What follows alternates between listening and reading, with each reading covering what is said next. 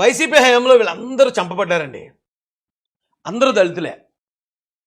Doctor Sudhakar గారు ఆయన్ని పోలీసులే కొట్టి గుండు కొట్టేసి రోడ్డు మీద పాడేసి కట్టేసి ఎండలో షర్ట్ తీసేసి వెనకాతలకు చేతులు కట్టి తారు రోడ్డు మీద పడుకోబెట్టారండి.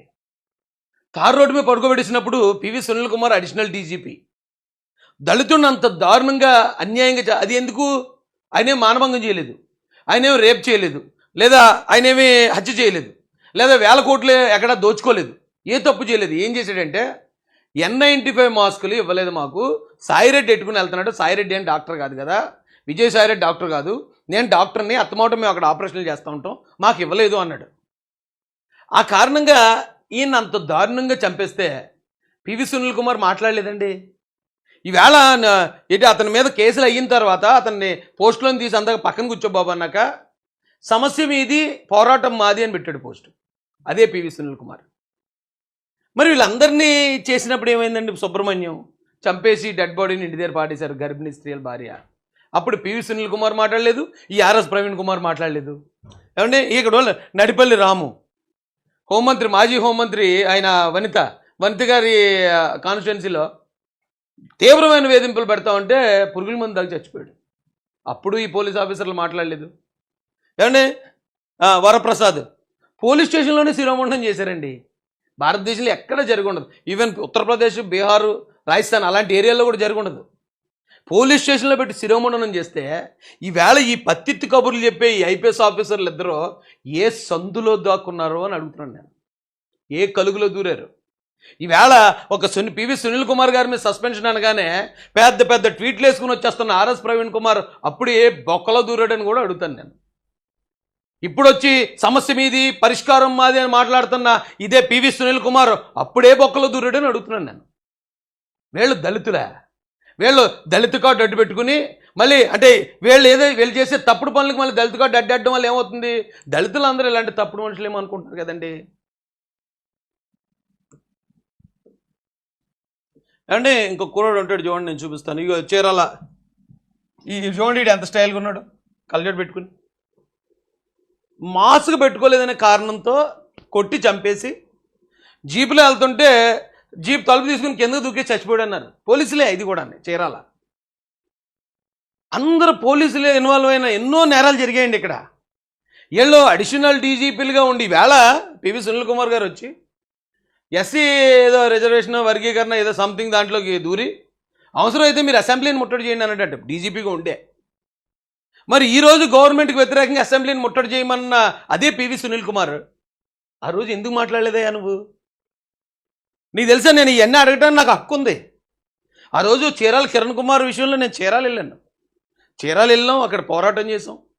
అలాగే సుధాకర్ గారి విషయాన్ని ప్రజలందరికీ తెలియజేసి ఆల్మోస్ట్ వైసీపీ పతనానికి ఇవే కారణాలు మొత్తం అందరికీ.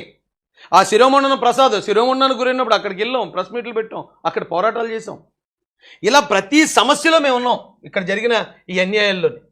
జనపల్లి శ్రీను ఇటు తెలుసు కదా మీకు, కోడికత్తి శ్రీను 5 సంవత్సరాలు జైల్లో పాడేశారు. దళితుడే కదా. మీరు డీజీపీలు, మీరు అడిషనల్ డీజీపీలు కదా, మరి ఏం సాయం చేశారు ఆయనకి? అంటే మీ మీద కేసులు అవుతున్నప్పుడు మాత్రం కులానికి ఏదో మేలు చేసేస్తున్నట్టు బిల్డప్ ఇచ్చి కులం మొత్తం మీకు సపోర్ట్ నిలబడిపోలా, కులం అంతా ఇప్పుడు మీ వెనకతలు వచ్చేయాలా? మీరు మాత్రం అమాయకుల మీద దాడులు జరిగినప్పుడు మీరు మాత్రం హ్యాపీగా లగ్జరీ లైఫ్లు కోట్ల రూపాయలు సంపాదించుకుని విదేశీ పర్యటనలు చేసుకుంటూ ఏమన్నంటే అబ్బే మనం డ్యూటీలో ఉన్నాం కదా, మనం ఇలాంటివి మాట్లాడకూడదు అంటారా? మాట్లాడకపోయినా పర్లేదండి. నాకు బాధ ఏంటంటే నాకేం పివి సునీల్ కుమార్ ఏం శత్రువు కాదు, అతను నాకేం పోటీ కాదు ఇందులో. ఆర్ఎస్ ప్రవీణ్ కుమార్ కూడా నాకు ఇందులోనే పోటీ కాదు. అయితే ఇక్కడ ఈ కింద చూడండి, ఇక్కడ ఈ కుర్రాళ్ళు ఉన్నారు చూడండి, బోర్డులు పట్టుకుని 18 మంది. ఇవన్నీ విషయాల్లో కూడా మేము వెళ్ళామండి, మేము పోరాటం చేసాం, ధర్నాలు చేసాం, అన్నీ చేసాం మేము. ఈ విషయాల్లో చాలా కేసులకు గురయ్యాను నేను. అయితే ఇవన్నీ అయిపోయిన తర్వాత దగ్గర ఇంకా లాస్ట్ ఎండింగ్లో జరిగింది. గోపాలపురంలో అంబేద్కర్ గారి ఫోటో ఎంగిల్ ప్లేట్లు వేశారని వీళ్ళు ప్రశ్నించారు. ఈ కుర్రోళ్ళు ప్రశ్నిస్తే చర్ల జగ్గిరెడ్డి వాళ్ళ మీద కేసు పెట్టి సెంట్రల్ జైలుకి పంపించేస్తున్నాడు. అప్పుడు మాట్లాడానండి పివి సునీల్ కోసం. ఏమంటే పివి సునీల్ కుమార్ గారు మీరు ఏమని ఒక పెద్ద సంస్థ పెట్టారు, ఇక్కడ రావులపాలెం పోలీసులు చాలా నిర్దాక్షిణ్యంగా వ్యవహరిస్తున్నారు ఎస్సీల పట్ల, ఆ కుర్రోళ్ళు అన్యం పుణ్యం తెలియని కుర్రోళ్ళని సెంట్రల్ జైలుకి వేసేస్తున్నారు. వాళ్ళు తప్పేమీ లేదు, ఎందుకు అంబేద్కర్ గారిని అవమానించారని అడిగారు అంతే. కాబట్టి దీని మీద మీరు చర్యలు తీసుకోండి అన్న. కొంచెం ఆ పోలీసు వాళ్ళకి ఫోన్ చేసి ఆ పిల్లల్ని విడిచిపెట్టమని చెప్పొచ్చు కదా. మీరు ఎస్సీలకి ఏమైనా అన్యాయం జరిగితే వస్తానన్నారు కదా అని వీడియోలో మాట్లాడానండి. అది నేను చేసిన చాలా పెద్ద పొరపాటండి. ఇప్పటి వరకు ఎన్ని సమస్యల్లో పోరాడాడు రాజేష్ గారు. పోనీ ఓకే, మనం ఉద్యోగంలో ఉన్నాం సరే, ఆడు వెళ్ళి పోరాడుతున్నాడు కదా అనే కన్సర్న్ కూడా లేకుండా, లేదు ఈడు కూడా మన సొంత కులస్తుడే అనే ఇది కూడా లేకుండా ఇలా మాట్లాడతాడా అని చెప్పి, ఎవడో ఉంటాడు కదండి ఆ చెంచగాడు, ఆడు ఎవడో వచ్చి తిట్టాడు, దానికి మా కుర్రాళ్ళు ఏవో అంటారు కదా, ఏమి నుంచి ఎవడో ఒకటి తిట్టాడు, మహాసేన నుంచి ఇంకొకటి తిట్టాడు. తిడితే ఈ మహాసేన నుంచి తిట్టిన కుర్రాడు ఏమన్నాడు, పివి సునీల్ కుమార్ నీ లాగు వదాల అయిపోద్ది క్యా అన్నాడు. ఆడేమో తెలంగాణ వాడు, ఆడు భాష అలాగ ఉంటుంది, నేనేం చేయను అంటే. పివి సునీల్ ఏం చేసాడు తెలుసండి, వాడి మీద కేసు పెట్టాడు, సన్నీ దీపక్ ఆ కుర్రాడు పేరు. వాడి మీద కేసు పెట్టి ఏటూగా నన్ను పెట్టాడండి. అందులో అసలు నాకు ఏ సంబంధం లేదు. నేను కేవలం ఈ గోపాలపురం విషయంలో అన్నాను అంతే. నువ్వెంత, నీ బతుకెంతరా రాజేష్, మమ్మల్ని మేము ఏం చేయాలో మాకు చెప్తావా నువ్వు అని అహంకారంతో, ఆధిపత్య అహంకారం, అగ్రకుల అహంకారం అంటాం కదండి, వాటికి ఏం తీసిపోదు ఈ అహంకారం. ఈ పివి సునీల్ కుమార్ అహంకారం కానీ, ఆర్ఎస్ ప్రవీణ్ కుమార్ అహంకారం కానీ, అగ్రవర్ణ అహంకారం, ఆధిపత్య అహంకారం అని మన గతంలో మాట్లాడిన ఆ అహంకారాలకు ఏం తీసిపోదండి. ఇది మమ్మల్నే కొంచెం చేస్తావు నువ్వు అని చెప్పి కేసు ఎక్కడ శ్రీకాకుళంలో పెట్టారండి మా మీద. ఉదయం 9 గంటలకు రమ్మంటే 9 గంటలకు వెళ్ళామండి. ఉదయం 9 గంటల నుంచి రాత్రి 10:30, 11 గంటల కూర్చోబెట్టారు స్టేషన్లో. రకరకాల ప్రశ్నలు. నీకు విదేశాల నుంచి ఫండ్స్ వస్తున్నాయట కదా, నువ్వు మత మార్పిడులు చేస్తున్నావు అంట కదా. సునీల్ కుమార్ మరి నేను మత మార్పిడులు చేస్తున్నానని ఎలా మాట్లాడాలనుకున్నాడో నాకు అర్థం కాలేదండి. ప్రశ్నలతో చిత్రహింసలు పెట్టారు మమ్మల్ని. అక్కడి నుంచి అక్కడే ఎఫ్ఐఆర్ పంపించేద్దాం అనుకున్నారు. ఈలోపు నా 2 కార్లు బయట పెడితే ఆ 2 కార్లను తీసుకెళ్ళి ఎక్కడో రూరల్ పోలీస్ స్టేషన్లో పెట్టేశారు. బయట కుర్రోళ్ళు పొలవమని వచ్చారు మా కోసం. ఆ తెలుగుదేశం, జనసేన, మహాసేన బేభత్సంగా కుర్రోళ్ళు అక్కడ గ్యాదర్ అయిపోయారు. కానీ ఆ రోజు ఈ పివి సునీల్ కుమార్ ప్లాన్ ఏంటంటే తెలుసండి, ఆ రోజు అక్కడ రాత్రి వరకు చీకటి పడేదాకా ఉంటే, నేను ఎక్కడో ఇక్కడ కాకినాడ నుంచి శ్రీకాకుళం వెళ్ళాలని, కాకినాడ ఉండి కదా, కాకినాడ జిల్లా ఉండి కదా, శ్రీకాకుళంలో నాకు ఎవడో ఉండడు కదా. అక్కడ రాత్రి చీకట్లో నన్ను బయటకు విడిచిపెట్టి నేను వచ్చేటప్పుడు నా మీద దాడి చేయమని చెప్పాడట. అటాక్ చేయమన్నాడు. మరి చంపేమన్నారా, లేకపోతే కొట్టుదులేమన్నారా, కాళ్ళు చేయి తిప్పేసి వదిలేమన్నారా నాకు తెలీదు. అంత దారుణమైన క్రిమినల్ చేశాడు, క్రిమినల్గా ప్రవర్తించాడు అతను మా పట్ల. ఈయన త్రిపులార్ గారి పట్ల ఎలా బిహేవ్ చేశాడో, లేకపోతే రాజధాని రైతుల పట్ల ఎలా బిహేవ్ చేశాడు, టీడీపీ వాళ్ళ పట్ల ఎలా బిహేవ్ చేశాడు, అవన్నీ పక్కన పెడదామండి. సాటి కులస్తుండే, ఆ కులం కోసం ఒక గవర్నమెంట్ మీద పోరాడుతూ బోళ్ళని కేసులకు గురైన వ్యక్తిని నేను. అలాంటి నన్ను అంత చిత్రవద చేశాడు అతను. చేసి ఆఖరికి నువ్వు రాజేష్ గారు మీరు పలానా రూమ్, నేను కూడా గట్టికిచ్చానులేండి, ఎందుకంటే అన్నీ తెగించే కదా. జగన్ మీద పోరాడేవాడు నాకు పివి సునీల్ కుమార్ అంతా ఓకలా ఏకంత గట్టి చెప్పాలంటే. ఇతను నన్ను కేసు పెట్టేసి శ్రీకాకుళం పంపించేసి అక్కడ కొట్టించేస్తాను, చంపించేస్తానని భయపడేవాడిని నేను. సీఏ అడుగుతుంటే సీఏకి చుక్కలు కనపడ్డాయి ఆ రోజున. ఆర్ఈ ప్రకాష్. ఇప్పుడు ఎక్కడైనా డ్యూటీ చేస్తుంటే అడిగి చూడండి, రాజేష్ వేళ నీకు ఎలా చెప్పాడు సమాధానం అని. నీ ఫోన్ ఏది అన్నాడు, ఫోన్ తేలేదన్నాను. నువ్వు ఫోన్ తెచ్చావు అన్నాడు, అవును తెచ్చాను అన్నాను, కానీ ఇవ్వను అన్నాను. ఎందుకు ఇవ్వు, ఎక్కడుంది ఫోన్ అన్నాడు, బయట ఉంది, వెళ్ళి మా వాళ్ళ దగ్గర ఉంది, కాళ్ళతో లాక్కొని వెళ్ళి. నా ఫోన్తో నీకు పని ఏంటి, కేసు ఎవరో ఇగో తిట్టాడని ఒప్పుకుంటున్నాడు కదా ఈ కుర్రాడు, మీరు ఏమైనా చెప్తే ఆయన చేయాలి కానీ నన్ను తీసుకురావాల్సిన అవసరం ఏంటి, నన్ను కూర్చోబెట్టాల్సిన అవసరం ఏంటి. నా బ్యాంక్ స్టేట్మెంట్లు మీకెందుకు, నా బ్యాంక్ స్టేట్మెంట్లు ఇవ్వాలట, లేకపోతే నాకు ఏ పార్టీ అప్పుడు నేను ఏ పార్టీలో లేను. నరకం చూపించారు ఆ రోజు. అయితే నేను కూడా మనం చేయగలిగినది మనం చేస్తాం కదా, మనం చేసాం. రాత్రి చీకట్లో విడిచిపెడితే బయటకు వచ్చే కార్లు లేవు. ఎక్కడ శ్రీకాకుళం, ఎక్కడ కాకినాడండి, ఎలా రావాలండి. అంత దారుణమైన చిత్రవధ చేశాడు ఆయన సొంత కులస్తుల్ని. ఏమన్నందుకు, ఈ కుర్రోళ్ళని రక్షించన్నా అన్నందుకు. అలాంటి పివి సునీల్ కుమార్ త్రిపులార్ గారిని కొట్టలేదంటే మీరు నమ్ముతారా? మీరు నమ్ముతారేమో, నేనైతే నమ్మను. ఎందుకంటే అతను నా పట్ల అంత క్రూరంగా బిహేవ్ చేశాడు, నన్నే అంత టార్చర్. నేను అతనికి ఏం శత్రువును కాదు, నేను ఏం శత్రువును కాదు. అంతకుముందు నేను అతన్ని ఎప్పుడు విమర్శించింది లేదు. అంత క్రూరంగా బిహేవ్ చేస్తాడు అతను. ఈరోజున అలాంటి వాడి కోసం దళితులు అందరూ రోడ్డెక్కి పోరాటాలు చేసేయాలట. ఇది దళితులకు వచ్చిన పెద్ద విపత్తు అంటే. ఇది మీరు ఎక్కాల విమానాలు, దళితులు ఎక్కకూడదా? ఇంకా దళితులైనారా బాబు మీరు? ఇంకా దళితులు ఇంకా అణగారిపోయి ఉన్నారా మీరు? ఇది డీజీపీలు, అడిషనల్ డీజీపీలు 100 కోట్లు సంపాదించిన తర్వాత కూడా ఎంతకాలం కులాన్ని అడ్డు పెట్టుకుంటారయ్యా మీరు? మీరు చేసిన తప్పులు, ఆ తప్పులు తీసుకొచ్చి కులం ఎత్తిమే పెడుతున్నారు మీరు.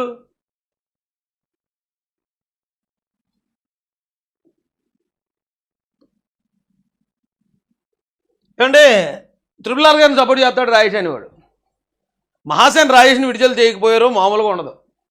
ఎప్పుడు 3 సంవత్సరాల క్రితం నేను ఎస్సీల కోసం పోరాడుతూ ఉంటే నన్ను వైసీపీ గవర్నమెంట్ అరెస్ట్ చేస్తే నా తరపున మాట్లాడాడు ఆయన ఒక ఎంపీ. 1000 కోట్లు ఆస్తుంది అంటారు, మరి ఆయనకి ఎంత ఉందో నాకు తెలియదు. కానీ ఇదే ఆర్ఎస్ ప్రవీణ్ కుమార్ ఏ రోజన్నా అరే అక్కడ రాజేష్ని అరెస్ట్ చేశారు, అది కరెక్ట్ కాదు, గవర్నమెంట్ చేసిన పని అని ఏ రోజన్నా ఒక స్టేట్మెంట్ ఇచ్చావా నువ్వు? ఆర్ఎస్ ప్రవీణ్ కుమార్ ఒక్క స్టేట్మెంట్ ఇచ్చావా? మేము ఇక్కడ యాక్టివిస్టులం కదా, ఇక్కడ దళితుల కోసం, దళితుల పథకాల కోసం, క్రిస్టియన్ భూముల కోసం ఇవన్నీ మేము పోరాటాలు చేస్తున్నాం. అవన్నీ నీకు కళ్ళకు కనపడలేదా? అంటే మీరు ఒకటి ఇప్పుడు దళితుల్లోనే అగ్రవర్ణం తయారయ్యారనమాట. మీరు దళితుల్లో ఉండి రిజర్వేషన్ ఉపయోగించుకుని చదివేసుకుని ఉద్యోగాలు తెచ్చేసుకుని 100 కోట్లు సంపాదించేసి మళ్ళీ మీరంతా ఒక బ్యాచా? ఆ బ్యాచ్లో ఎవరికైనా సమస్య వస్తే ఇంకోటి స్పందిస్తాడు. మళ్ళీ కామన్ మ్యాన్కి ఏమైనా సమస్య వస్తే మళ్ళీ పట్టించుకోరా? మీరేమో ఎలక్షన్లో నిలబడిపోతే మిమ్మల్ని మేము గెలిపించేయాలా? ఇదే ట్రిపుల్ ఆర్ గారు నేను అరెస్ట్ అయిన ప్రతిసారి ఆయన స్పందించాడు. ఆయన స్పందింస్తే ఎంతో కొంత ప్రభుత్వమే ఒత్తిడి వెళ్తుంది. అది ఆ సమయంలో ఆయన స్పందిస్తే ఆ రోజున చాలామంది చూస్తారు, అరే అన్యాయం జరుగుతుంది, ట్రిపుల్ ఆర్ గారు కూడా చెప్పారు అని. ఆ మోరల్ సపోర్ట్ ఇచ్చిన అదే ట్రిపుల్ ఆర్ గారిని ఆయన ఏదో సందర్భంలో ఇదే ఆర్ఎస్ ప్రవీణ్ కుమార్ని పార్లమెంట్లో మతానికి సంబంధించి ఏదో కామెంట్ చేస్తే నేను ఆయన విమర్శించాను. అన్నా అక్కడ ఇక్కడ మతాలు కాదు మనకి ముఖ్యం, మంచి చెడ్డ అనేది ఉంది. కులాలు కాదు ముఖ్యం, ఇక్కడ మంచి చెడు అనేది చూడాలి. మీరెందుకు మతాల గురించి, ఆయన ఏ మతం అయితే మీకెందుకు, మీరెందుకు మతాల గురించి మాట్లాడారని అదే ట్రిపుల్ ఆర్ గారిని విమర్శించాను నేను. అదే ట్రిపుల్ ఆర్ గారు ఈ పివి సునీల్ కుమార్ని కూడా ఒకసారి ఆ మతం కోణంలో ఆయన మాట్లాడితే అప్పుడు కూడా ఆయన విమర్శించాను. మొన్న అంబేద్కర్ గారి ఫ్లెక్సీ విషయంలో కూడా ఇంత సపోర్ట్ చేసినా సరే ఆయన నాకు అంబేద్కర్ అంటే నా ఆత్మగౌరవం. నాకు పర్సనల్గా మీరు ఎంతన్నా సపోర్ట్ చేయండి, మీకు నాకు ఎంతన్నా స్నేహం ఉండవండి, కానీ మీరు అంబేద్కర్ అంటే యావత్ నా జాతిని అన్నట్టు నేను ఒప్పుకోనని చెప్పి ఆయన మీద కూడా తిరగబడ్డాను. నేను రాజేష్ అప్పుడు అలా ఉంటాడు, ఇప్పుడు ఇలా ఉంటాడు, అప్పుడు అలా ఉంటాడు అంటారు. అలా కాదు, ఎప్పుడు న్యాయం ఎట్టుంటే అటు ఉంటాడు రాజేష్. అదే ట్రిపుల్ ఆర్ గారిని ఇదే పివి సునీల్ కుమార్ కొట్టినప్పుడు, ఆయన్ని చంపేసేదాకా తీసుకెళ్ళినప్పుడు ట్రిపుల్ ఆర్ గారి వైపే మాట్లాడాను నేను. కులం ఇలాంటి, ముఖ్యంగా కులం అంటే కులం పేరుతో అణచబడుతున్న వాళ్ళు, కులం పేరుతో అవమానాలకు గురవుతున్న వాళ్ళు మనోళ్ళు. కానీ కులం పేరుతో ఎదిగేసి, కులం పేరుతో డబ్బులన్నీ దోచేసి, కులం పేరుతో నేరాలు చేసేసి వాళ్ళు ఏదైనా కేసులో ఇరుక్కుంటారు అన్నప్పుడు కులాన్ని అడ్డు పెట్టుకునే వాళ్ళు నాకు అదే వద్దండి బాబు, కరెక్ట్ కాదు అది.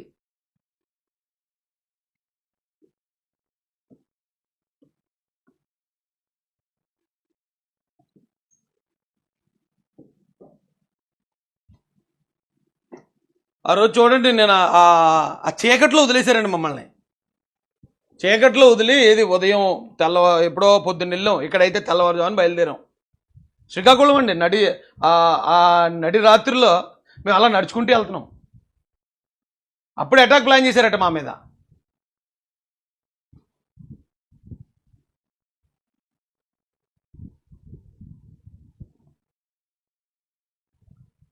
ఈ నా చుట్టూరు ఉన్న వాళ్ళందరూ మహాజన్ కుర్రోళ్ళు అండి. తర్వాత వెనకాతల టీడీపీ జనసేనకు సంబంధించిన అభిమానులు కూడా ఉన్నారు. ఇవన్నీ ఎలా మర్చిపోతామండి? లేకపోతే నేను పివి సునీల్కి నేను సపోర్ట్ చేద్దాను. ఒకవేళ నిజంగా ఏమో, ఒకవేళ ప్రభుత్వాలు పెద్దోళ్ళు, చంద్రబాబు నాయుడు గారు, జగన్ గారు, లేకపోతే మరొకరు పెద్ద స్థాయి వ్యక్తులు వాళ్ళు ఢీకొంటారు. అలా ఢీకొన్నప్పుడు పివి సునీల్ కుమార్ గారిని అనవసరంగా ఈయన ఎందుకంటే ఏదో దొనపోతు కొట్టుకుని లేకదొని దొక్కేసినట్టు ఇతను దొక్కేస్తున్నారని చెప్పి మాట్లాడుతున్నాను. కానీ అతను మమ్మల్ని ఇంత టార్చర్ చేశాడండి. సాటి కులస్తుల్ని ఈ రోజున కొద్దిమంది సునీల్ కుమార్ ఎంత కాదన్నా మన కులస్తుడు కదా, రాయిస్ నువ్వు సపోర్ట్ చేయొచ్చు కదా అని అడుగుతున్నారు. మరి ఆ రోజు పివి సునీల్ కుమార్ అది ఆలోచించలేదు నా పట్ల. నన్ను ఏమన్నా అన్నా పర్లేదండి, నా కోసం మాట్లాడిన సన్నిధి పక్కన కొట్టించాడు ఆ సిఐ తోటి. ఆ సిఐ నన్ను పక్క రూమ్లో కూర్చోమని నన్ను కొట్టి వీడియో తీసి పంపించాడట పైకి. ఏంటి శాడిజం ఏంటి?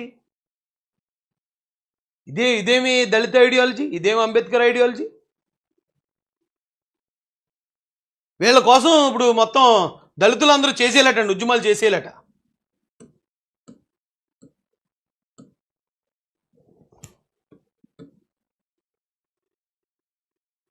ఏంటండి ఇది? ఆర్మీయా?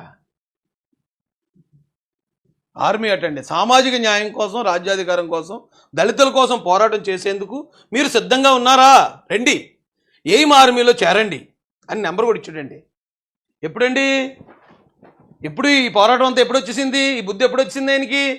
ఆయన్ని డీజీపీ పోస్ట్ నుంచి తీసి పక్కన పెట్టాక కూటమి గవర్నమెంట్ వచ్చి, బాబు నువ్వు డీజీపీ పోస్ట్లో ఉండడానికి కుదరు, నువ్వు అందగా పక్కన ఉండని వేకెన్సీ రిజర్వ్లో పెట్టాక, ఆహా అయితే ఇంక నా మీద ఈ పాత కేసులన్నీ నాకు చుట్టుకునేలాగా ఉన్నాయి, సరే ఇప్పుడు మనం దళితవాదాన్ని ఎత్తుకుందాం, ఇప్పుడు మనం దళితులకి అభ్యున్నతి కోసం పోరాటేద్దాం అందాం, అప్పుడు దళితులందరూ మోసపోతారు, నన్ను ఏమైనా గవర్నమెంట్ అరెస్ట్ చేస్తే ఇదిగో నా దళితులను అరెస్ట్ చేసామని నేను గవర్నమెంట్ని బ్లాక్మెయిల్ చేయొచ్చు అనే ప్రయత్నం కాదా ఇది?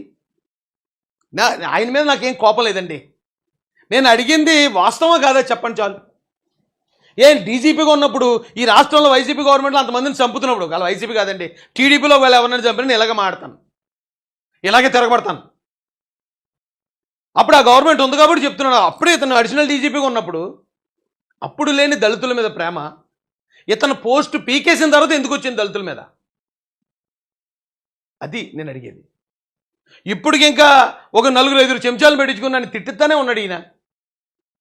మేము ఎలా సపోర్ట్ చేయాలి? అసలు సపోర్ట్ చేద్దామని ఏ యాంగిల్లో ఆలోచించినా అసలు ఏ యాంగిల్ కనపడతలేదండి. ఈ విషయం దళితులకు సంబంధం లేదండి. ఎందుకంటే ఆయన పివి సునీల్ కుమార్ గారు బినామీగా పెట్టుకోవాల్సి వచ్చినప్పుడు ఆయన ఏ దళితుడిని పెట్టుకోలేదండి. తులసిబాబు అనే ఒక అగ్రవర్ణానికి చెందిన సోదరుడినే పెట్టుకున్నాడు. ఆ తులసిబాబు కూడా మంచి భారీగానే సంపాదించేటండి, చాలా కోట్లు సంపాదించేటండి ఈయన అడ్డు పెట్టి. ఆయనే అంత సంపాదించి ఈయన సంపాదించుంటాడని మాట్లాడుకుంటున్నారు. ఏ దళితుడిని కూడా ఆయన ఏమి ఓ మంచి పోస్ట్ ఇప్పించినట్టు కానీ, దళితులకి పలానా మేలు చేసినట్టు కానీ, లేదా ఎక్కడన్నా గవర్నమెంట్లో తప్పుడు కేసులకి దళితులు గురవుతున్నప్పుడు ఆయన ఏదో ఫోన్ చేసి ఒక రికమెండేషన్ చేసినట్టు కానీ మేము ఎక్కడ చూడలేదు, ఎక్కడ పనిచేయలేదు వాళ్ళు. ఈవేళ దళితులు వచ్చేసి ఆ దళిత కార్డు అడ్డు పెట్టుకుని మొత్తం దళితులందరికీ బ్యాడ్ నేమ్ తీసుకొస్తున్నారు. చాలామంది డిబేట్లు జరుగుతున్నాయి. ఏమంటే తప్పు చేసినట్టు దళిత కార్డు అడ్డు పెట్టుకుంటాం ఏంటి అంటే, ఎస్సీలు అయితే వదిలేయాలా, ఎస్సీలు అయితే నేరం చేసిన వదిలేయాలని వాళ్ళు ఎవరిని తిడుతున్నారు అనుకుంటున్నారు? ఎంటైర్ ఎస్సీలను తిడుతున్నారు. ఆ ఎస్సీ అయితే నువ్వు ఇది అధికార దుర్వినియోగం చేసేసిన, విదేశాలు వెళ్ళిపోయి అక్కడ డబ్బులు తారుమారు తగ్గరమారు చేసేసిన, ఇక్కడ వచ్చాక ఎంపీని తీసుకొచ్చి కొట్టేసి చంపించేసి, లేకపోతే చంపే ప్రయత్నం చేసి ఆ వీడియోలు తీసి పైన వాళ్ళకి పంపించేసిన, ప్రైవేట్ వ్యక్తులను తీసుకెళ్ళి పోలీస్ స్టేషన్లో ఉన్న మనుషులను కొట్టించేసిన, నువ్వు ఎస్సీ వాడు కాబట్టి ఎస్సీ వాళ్ళు వదిలేలా మేము అని అడుగుతున్నారు. అది ఎస్సీలకి చెడ్డ పేరు కదా. మేము ఎవరు అలాగ అడగం కదా, మాకు అన్యాయం జరిగితేనే కదా అడుగుతాం మేము. అది నా బాధ. ఇప్పుడు ఎలాగంటే ఆ కుల ద్రోహి రాజేష్ ఏంటది సొంత కులమోడి పక్షాన్ని నిలబడతా లేదు అంటారు. మరికొందరు అంటారు కుల పిచ్చి రాజేష్ అంటారు. ఏంటి మరి నాకు అర్థం అవదు.